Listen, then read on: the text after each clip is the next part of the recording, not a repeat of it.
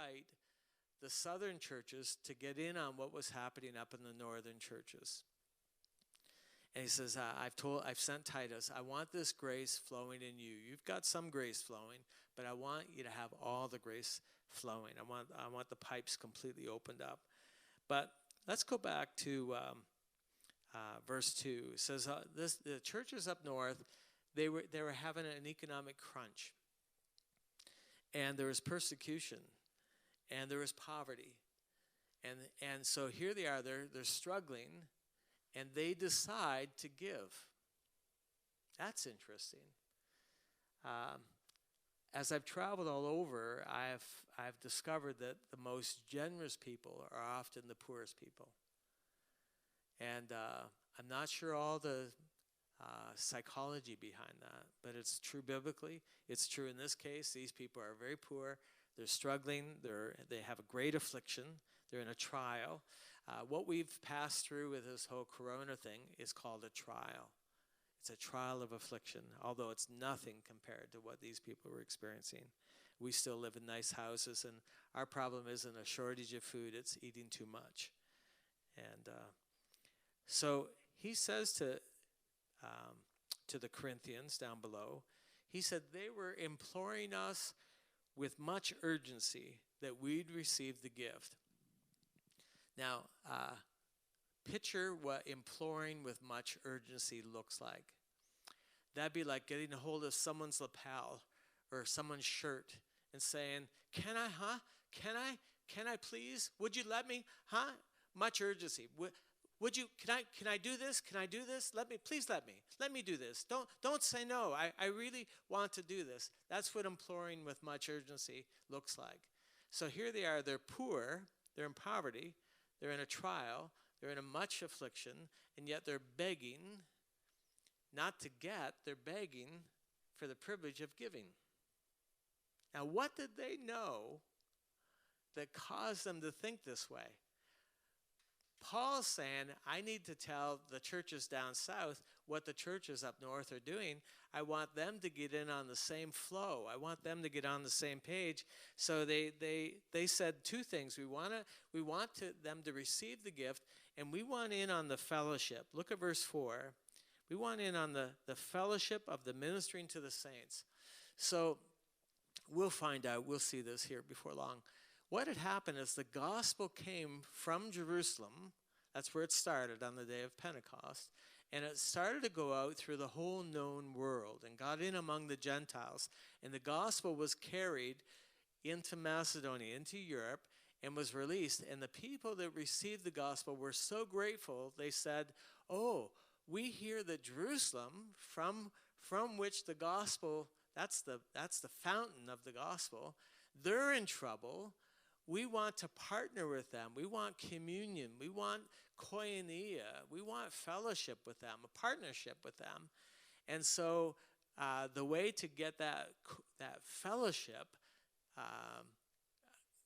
really going is we're going to give. We're going to use money to get fellowship to go.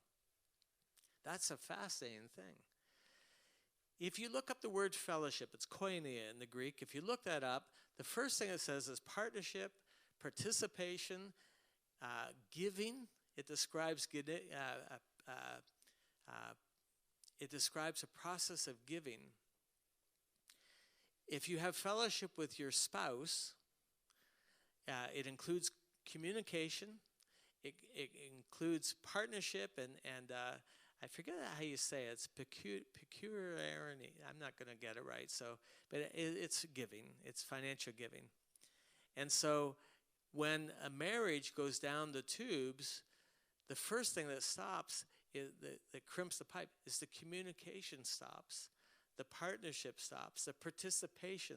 The guy, he lives his own life. She lives her own life. And next thing you know, there's no participation. The koinonia gets killed.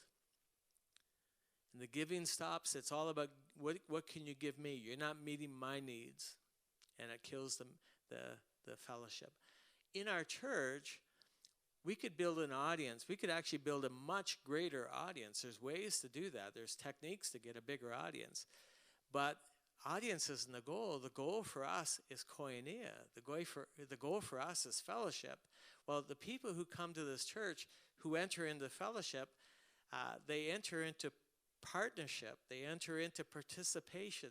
They enter into giving. They enter into time and investment and spending energy being together.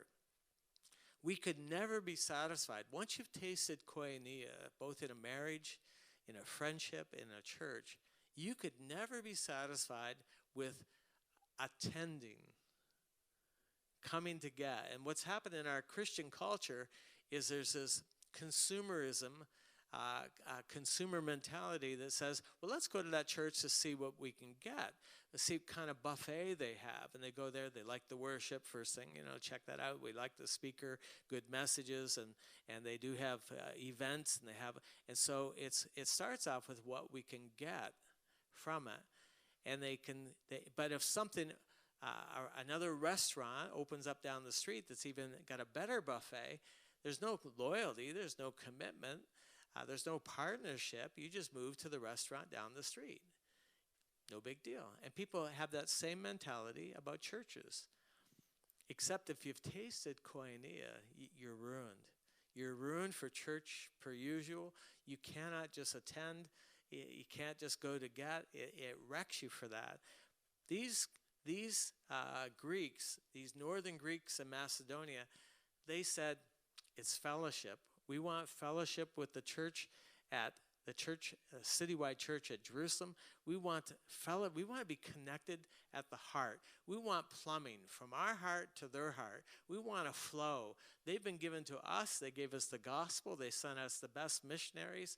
We want to flow back through that pipe, grace. And what we're going to start off with is money. Isn't that interesting? Because we want the pipes. We want a connection. Now, when you know this, this whole thing is interesting. When I meet somebody and all of a sudden I feel like giving to them, I'll have this rush. It's not a sensation, it's not a feeling, it's a desire to give to them. Then I know that God wants a pipe connected from my heart to their heart, that he wants a flow established. And that plumbing and that piping is everything. And so when I feel that, I feel this, I feel like I'll meet a pastor and I get this feeling, I just want to give him everything he needs. He's struggling, I'll give him time, attention, phone calls. I just feel I want to give to him. It's koinonia. When that happens to me, and it's not happening at a head level, it's happening at a heart level, if I follow that, it leads to something incredibly mutually beneficial and satisfying, where this pipe gets connected and stuff starts flowing back and forth. They're enriched, I'm enriched, something really satisfies happening. Something satisfying happens. I use this mechanism to decide who to mentor. I'll meet someone and they'll say, hey, will you mentor me? And there's no pipe. Or I'll meet them and I look at them and I know they could use it in just my head, but there's no pipe. There's no umbilical cord that's connected from my heart to their heart where things can flow. And so I used to try to make that happen, or try to, out of feeling guilty or compulsion to do it, and it never worked out. You could pour in, nothing really comes out of it. But when it happens to my heart, when it happens to me, it gets my attention. I think, okay, what's going to happen here? This is something God is stirring in my heart. I have a willingness, a desire to give. Now, here's what I want you to come away with. I had that same thing happen to me when someone stands in front of me, and all of a sudden I have this gush or a desire to prophesy. Or I'll meet someone and they'll say, would you come to our church and speak? And I feel the koinonia beginning to happen. I feel a desire to give, and I'll say, yes, I'll come to your church. And that means time away from my church, time away from my family, effort, all the rigmarole of preaching is not easy, and the labor of coming up with all of that. And but I'm willing to extend that to them because I feel some kind of umbilical cord between me and them. And so that's how I decide who to speak to, who to mentor, and I use that to decide which countries to go to.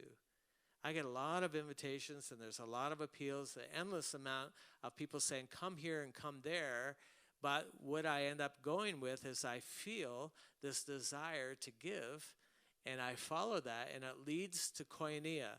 And now then once I get koinonia, let's say a country like Portugal, where then I meet people, or Spain. I remember speaking in a place, and this brother came to me after. He said, would you be willing just to turn around, come back, and just be with us? There's a group of people here at the seminar, and they just want you to take some time with them, and would you just teach us? And I could feel the umbilical cord. I said yes. Came home, bought another ticket, turned around, went back, sat with a group of people that I didn't know, spent part of a week in a house, set aside together, and the flow of grace was so wonderful, so refreshing. We became friends from that moment on, and that relationship has kept going because it led to koinonia. And koinonia, I'm hooked on it. I'm addicted to koinonia. I just finished a book called Koinonia Killers. And there's things that kill koinonia. We have to recognize what they are. But these people were in it for the koinonia. Because once you've tasted it, life changes. Church changes, marriage changes, relationship changes. Everything changes with koinonia. Some people say things go better with Coke. I say things go better with koinonia. Life is better with koinonia. These people were in it for the koinonia. Let me just stop here and just ask you a question. What these people had decided was, we got the gospel. Somebody invested in us and brought us the gospel. And we want to give back to them. Have you ever considered where you got to, where you are today? That somebody actually discipled you, or someone led you to the Lord, or bought you your first Bible, and they set you on this course of believing. They got faith in motion for you, and you've grown and you've gone on with your life, but they don't know it. They don't know the impact of their prayers. Maybe a Sunday school teacher, maybe someone from your youth, a youth group leader who struggled to keep everything together. What would happen? Can you imagine what would happen if all of a sudden, out of the blue, they get an email from you or a text that says, hey, I just want you to know it's been years since we've been together, we've had any kind of connection, but I can't tell you how much I appreciate what you did for me back in those days. And you gave me a word that sustained my heart. You were praying for me when I was struggling. And I just bought you a $50 Amazon card.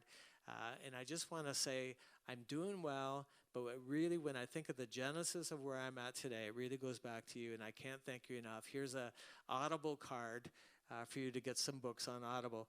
Can you imagine what would happen in terms of koinonia, in terms of that speaking to their heart, that encouragement happening to them?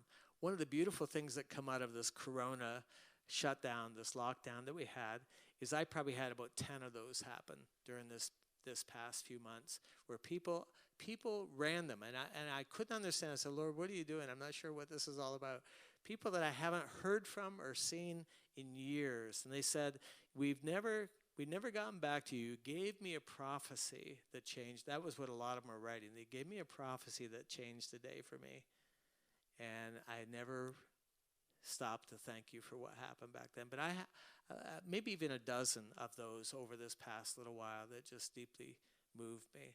That's what the Macedonians are doing. They're saying, let's send the message back. They sent us the gospel. We're going to send them some money. And the money, it says, it's not money. It's not money. Money contains a message. So it's not even the amount. It's coming out of a crisis, coming out of their own trial. It's coming out of their own poverty. So it's sweet. It's sweet. It's delicious. It's not even a huge amount. But they say, we just want to speak to your heart with money. Now, Larita, our treasurer, she knows that there's different times we say, well, let's send something to this missionary. It's not the amount. We just want to tell them that we're with them. We just want to tell them that we believe in what they're doing. We want to communicate the heart of God to them. It's not the amount, it's the message that it communicates. And money has an ability to do that, just like prophecy. It's all connected. It's all the same. It's all the same grace, and that's why verse 7 is important. He's just lumping it all together. It's all grace. We were building a house, and I'm not a carpenter, and it was crazy for me to do this, but I felt Jesus was leading me to do it, and Heather and I were building this house. And there's stuff that was way over my head. You know, I would work all week, then the guys would come on the weekend and fix everything kind of thing.